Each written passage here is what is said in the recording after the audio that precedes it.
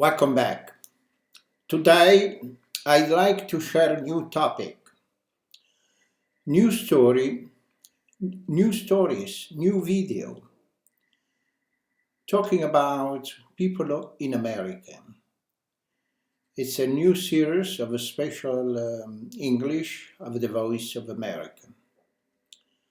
Today, I would like to tell you the first part of the story of Henry Ford. He revolutionized the automobile industry.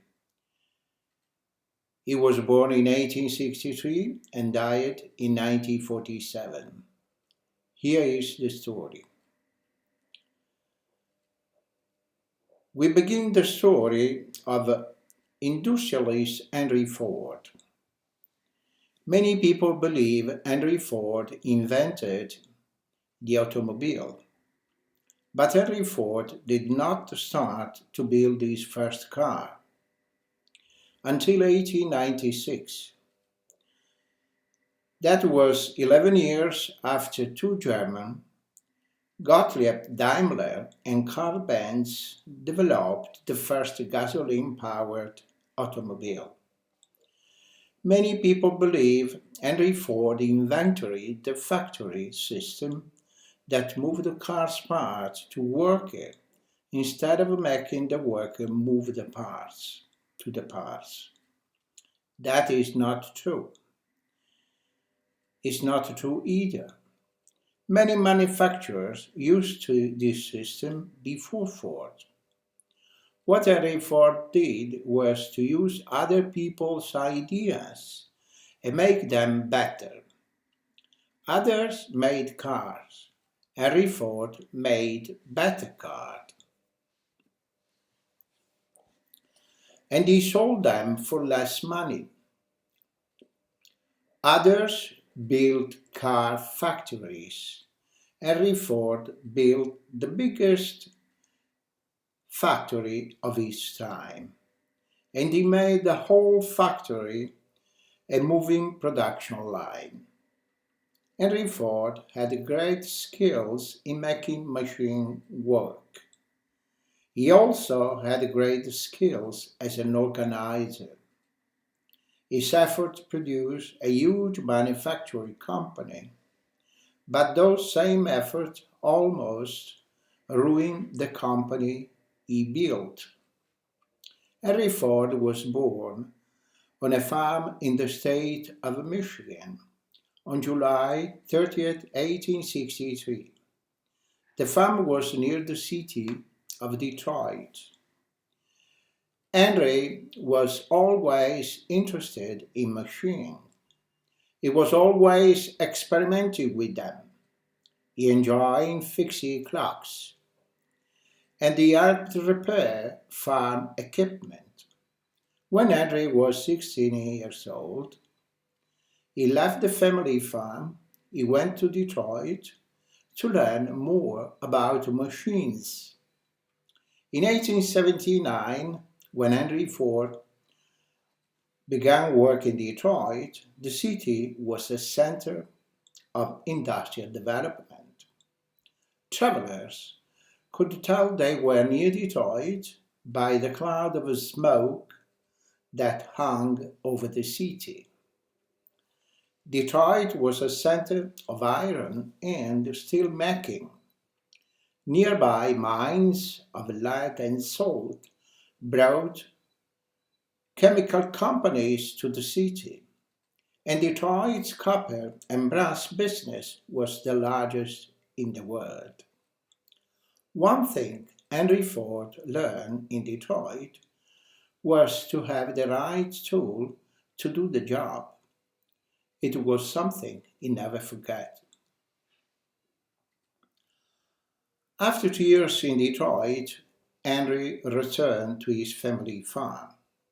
He remained on the farm until the age of 30. But he was not a real farmer. He was a machine man. A nearby farmer, for example, had built a small steam engine to be used in farming. The machine did not work correctly. Henry agreed to try to fix it. At the end of just one day, Henry knew everything about the machine and he made it work again.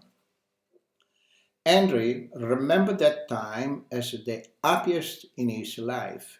He said, I was paid $3 a day and had 83 days of steady work. I've never been better satisfied with myself. Another thing that made those days happy was meeting a young woman. Her name was Clara Jane Bryant. Years later,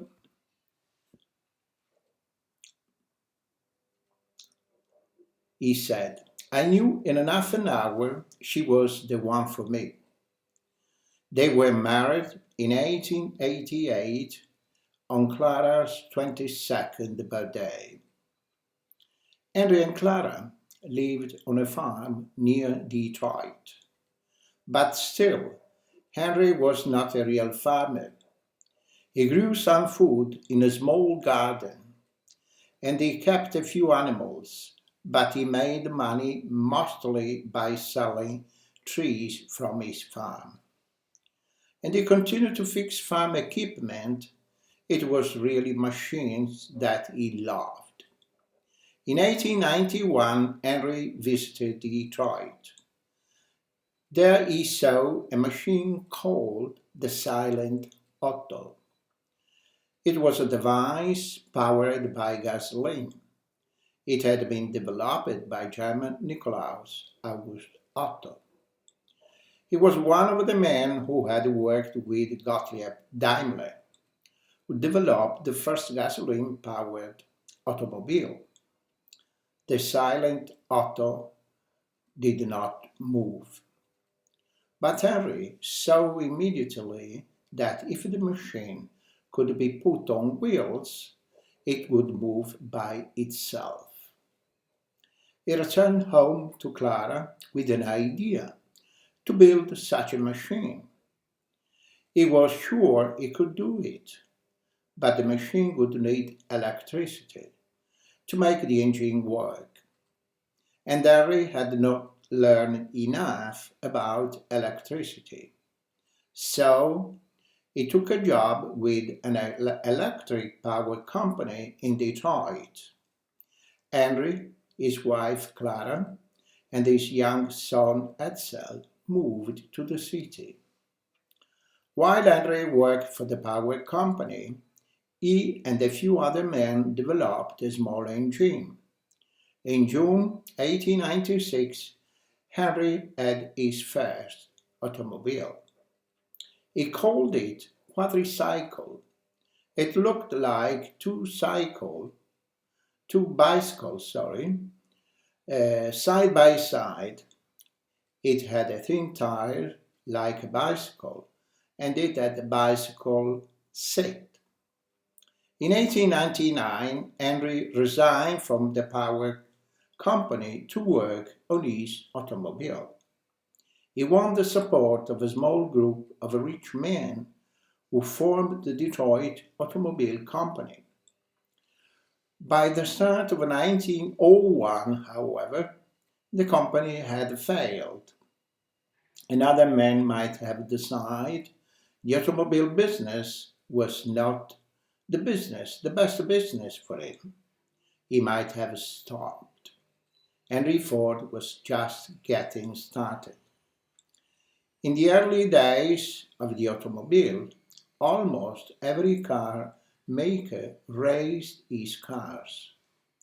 It was the best way of gaining public notice. Henry Ford decided to build a racing car. Ford's most famous race was his first. It also was the last race in which he drove the car himself.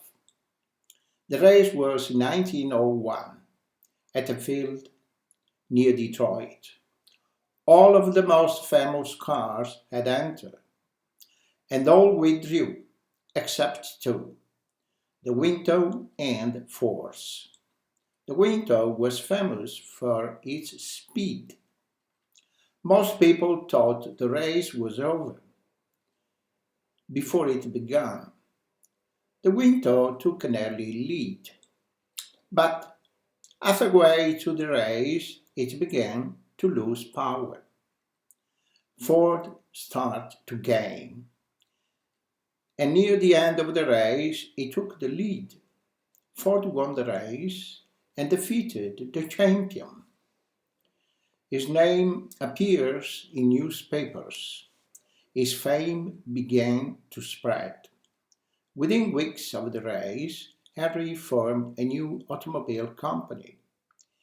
He left soon after, however, because he could not agree with the investors. He had no trouble finding new ones. Henry continued to build racing cars. His most famous cars of the time were the Arrow and the 999. Both won races, and they helped make the name Henry Ford more famous. Henry used what he learned from racing to develop a better engine. In 1903, he was ready to start building cars for the public. On July 15, 1903, a man named Dr. Fanning bought the first car from the Ford Motor Company. The sale to Dr. Fanning was the beginning of a huge number of requests for Ford cars. By the end of March 1904, almost 600 Ford cars had been sold. The company had earned almost $100,000. Sales were so great that a new factory had to be found. At the start of 1905, the Ford Motor Company was producing 25 cars each day. It employed 300 men. The company produced several kinds of cars. First there was Model A, then there were Model B, Model C, and Model F. They were just a little different from the Model A, one of Ford's most famous cars. Ford's Model K car was for wealthy buyers. One of the company's investors was sure the future of the automobile industry was in these costly cars. Henry Ford did not agree. He was sure the future of the automobile industry was in low-priced cars for the general public. He said then, many times after, "I want to make a car that anybody can buy." These conflicting beliefs led to a battle for control of the company. In the end, Henry bought the stock of the investors who want to make costly cars. He was then free to make the low-cost car he believed in. The story shows the way Henry's mind worked. When he thought he was correct, he was willing to invest his efforts and his money. Early he had worked away from the business of making cars when he could not control the business. Now he had the money to buy the stock of those who disagreed with him. In 1907, Henry Ford said, "I will build a motor car for great mass of people. It will be large enough for the family, but small enough for one person to operate and care for. It will be built on the best of the best materials. It will be built by the best men to be employed, and it will be built with the simplest plans that a modern engineer can produce. It will be so low in price that no man making good money will be unable to own one. That was what Henry Ford wanted. To reach his goal, his life took many interesting turns. That will be our story the next video. I do hope you enjoyed the story. Thank you for watching. See you next time.